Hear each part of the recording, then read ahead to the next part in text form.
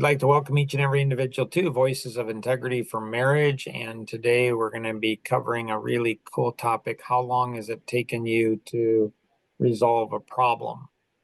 And so when we have problems, in our marriage, when we have problems in our marriage, how do we go ahead and solve those and go about those? Rosanna, questions or thoughts or things that you have as it relates to this? Well, I think if you go along with the idea of how people would solve them, I mean, through personalities, the best way to solve a problem through personalities would probably be good. Okay. So, how do you solve problems when you and I get into an argument, a fight or whatever? How do you think it ought to be solved? Talked out. Sometimes in my book, sometimes tabling it for a little while and coming back to it may help, because then the tempers might be a little cooler. I think having an idea of what the other person really wants out of the conversation, what I'm missing, knowing the actual facts, not just the feelings. Okay. So, which rating do we want to give this one today? Do we want it to be a G, a PG, a PG-13, or an R? How about a PG-13? Okay.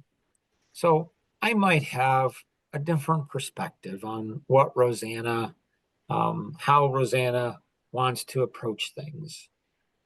When she says she wants to put it off until tempers kind of don't flare, I think, again, this is a PG-13. So I think that maybe what she might be saying is that she would just like to ignore it, hope it goes away, and not address it ever again. Maybe. She's amiable analytic, and so she's amiable. I'm going to be a driver analytic. And so what she wants to do, in my opinion, again, it's a PG-13. So it's not a G. It's a little bit, if anybody's feeling uncomfortable, sorry about that. That's what happens when you get into a PG-13. It's a little uncomfortable. It's like, wow, he's a mean husband. He doesn't just agree with his wife and say, oh, that's exactly what she does. No, I think that's very different. I think she wants to avoid it. And if I don't bring it up, she's not going to bring it up. She's going to, amiables don't like conflict. So what they do is they just ignore it. They just put it in a box, put it away, and then store it up for some time later, but it's not really ever addressed. That's my PG-13. Well, what if, like, the amiable, the me, knows that if it's not set aside for a little while, that they're going to be probably angrier than they would be if they had a chance to think about it. So if you're listening to Rosanna and you're like, I have no idea what she's talking about. Well, don't be, it's not you, because I don't know either. So what I do is I try to find out what in the world is she saying. So when you're talking about, let's go through it and go a little slower. Take a little chunk at a time, little chunk Uh-huh. at a time, and say, rather than he, she, they, them, this, you can say Rosanna or Mark, or you could say amiable or driver. Go ahead. So we're clear on who you're referring to. Because I'm, again, PG-13. I have no idea what you're talking about right now. Who or what? Okay. So I'm an amiable. Yep. We're having an argument. Yep. Okay. And I'm getting really angry. Do you know Okay. you're angry? Yes. Really? Huh. Yes. And so if I were angry and I Do I felt know that you're angry? you might not. That's why if I Okay, tabled it, so you cover it up. You think you cover it up, and I'm not aware that you're angry when you really are angry. think so, yes. Okay, we'll go with that. And if I'm angry and I'm not don't want to lash out at you, but I know that it's getting to a point where I am going to. That's why I would like to table it. Interesting. So I'm trying to think in 39 years of marriage, and I can't come up with one situation like that. My experience is that Rosanna gets angry whenever something is pointed out that she doesn't like. Maybe. Since it's date night, I will agree that maybe you're more right than not. Like, so my experience is that the amiable is very happy with you. Actually, the analytic, amiable, and expressive, all three of them are very happy with you as long as you tell them what they want to hear. But the second you tell them something they don't want to hear, then the 9Ds come out and they go on the attack. So, what are those 90s? Because other people might not know. So we'll put those into the podcast and you can go through those there. So another great podcast is going to be Becoming a Problem Solver. And it's going to be Take Correction Well. And um, and so in my experience, people, maybe certain personalities, maybe genders, maybe just people, I don't know. They have a worldview, and that is they focus on fixing others, not themselves. I don't think that's very effective. I think it's focused on fixing ourselves. And so the 9Ds are distract, divide, defer, deflect, defend, defensive, deny, destroy, deceive, disguise equals defeat and depression. Versus the 7Ps to prosperity is passion, purpose, plan, potentiality, positivity, persistence, perspective equals prosperity. There's an entire white paper on this. Why I choose not to succeed. Is there a better way? And so I think that a lot of times people struggle. I think a lot of times people struggle with never solving. They never do solve. Like they just keep pushing it and pushing it and pushing it back. And so when we look at it, the tendencies of each of the personalities is the analytic will do something called niggle. A niggle is a small detail. This really, really irritates the driver and the expressive because big picture, the analytic can, they can have hurt you tremendously, but they will tend to have the ability to come up with the smallest little tiny thing that you did to hurt them. So it's kind of like in a war, like they almost decapitated you, but they got a paper cut in the process and they're blaming you. And it might have been them that did it to themselves. And so when we look at, you know, the amiable, they're going to try to avoid it. The driver will attack it fast. And so when we first got married, it was the weirdest thing. Not saying we still don't have these situations, but the but I want to address things. The driver and expressive probably want to address things right away. Deal with it now. Let's get it done with. The analytic and amiable want to wait. What was weird is that if Rosanna would wait, like I'm like, okay, I'm not fine. We'll give her some time. She likes to take some time. But if she waited too long, then it's like, I'm done. You know what? I don't need to talk about it.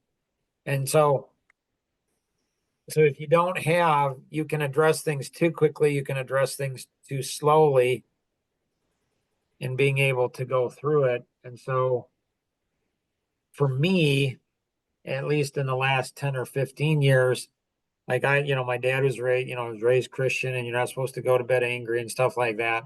And I get that. And I'm not saying that's not right. I'm just saying that I'm sometimes so exhausted at the end of the day.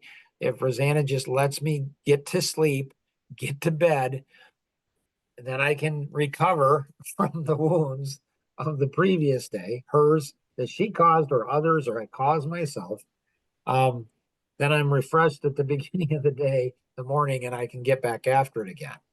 So when we understand personalities and how we want to deal with it, the core, the root of it is the amiable hates when there's conflict. At least that's the theory. But maybe they like conflict because then they feel important and valued and loved. I don't know. It's weird. The They get analytic, attention. right, get attention. Maybe that's more of the expressive, I guess. I don't know. I don't know. It's a weird way to think to me, but whatever. The analytic personality, they will go ahead and they hate when things aren't done properly in order. Or do they? Do they like when things are done improperly? Because then they can feel self-righteous. They can feel my spouse, you know what? They made a mistake. I'm right. They're wrong. So they can feel self-righteous. So maybe they like when things are not done properly in order because they're the ones, obviously, they didn't go ahead and do it. It's not their fault. The driver theoretically hates when things get out of control. Or do they? Do they actually love when things get out of control because then they can be the hero because they're the best one at being able to figure out how to get control back? Now, me as a driver, I would say, wouldn't it be just a lot better if we could just not get out of control? Like, how about if we prevent problems and conflict before they happen? Like, wouldn't that be a lot better? And the expressive hates when things are boring or not fun in theory, but maybe they like it because then they can shine. So this stuff's complicated stuff. This stuff is not, it's not easy. Having real life situations, I know you all that are listening to this are probably thinking, man, when they come on, they are so much in love. Like they're just We always, sure have them fooled, don't we? I'm sure they're fooled. So, and so there's a little bit of an edge with me today. I know none of you saw that. And so when we look at getting an edge and kind of things build up. So we're working on some models and some of the other types of things that are connected back into um, the mental health stuff and then connected back into the quantum, feeling model. We've got 4 levels, and we'll do that in another podcast. 4 levels of learning: unconscious, incompetent. Forgive the words. It's PG-13, so I think I can say it. Sorry, kids, if you're listening. So, unconscious incompetence, we're stupid and we don't know it. Conscious competence is we're stupid and we know it. Conscious competence is where we're really good at something, and we know it. And then unconscious competence is we're really, really good at it and we don't even know it.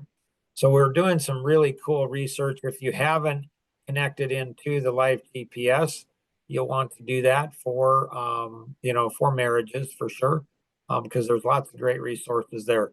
Rosanna, any other comments or thoughts that you have? No, I think, if people understand their tendencies, that might help when they come into an argument and say, hey, am I doing this? Am I thinking this way? Am I pushing the buttons? Am I doing something that might irritate the other? Nice. Somebody once went ahead and said, actually, we were in a project, Roseanne and I said some things the guy didn't like, and he says, Mark, your inner child is coming out. Again, PG-13, I can use this language. I said, you know what? You're right. It has ticked me off, and my inner child has come out. You help bring it out, and my inner child's going to kick the ass of your inner child. Oh my. Right. But that's PG-13. You asked for it. Take ownership of it. Uh-huh. And so there, in understanding this, it's complicated. The more you know, I think, about marriages, the more we know about our spouse, the more we don't know. The more we know about ourselves, the more we don't know. Like, why am I the way I am? And having a lot of self-awareness, a lot of, understanding of it, going through some of the different pieces. Hopefully you've been through the the 4 core lessons, and then the 5th one is the chameleon personality. So hopefully you've been through all of those. We're looking at doing some of the mental health ones, some of the other questions as well. So if you have any questions, connect with the individual who invited you to participate in today's session, or you can call toll free 888-230-2300, outside the US 630-393-9909. And always remember, we can accomplish so much more together than we ever could on our own. Have an amazing day. Bye-bye.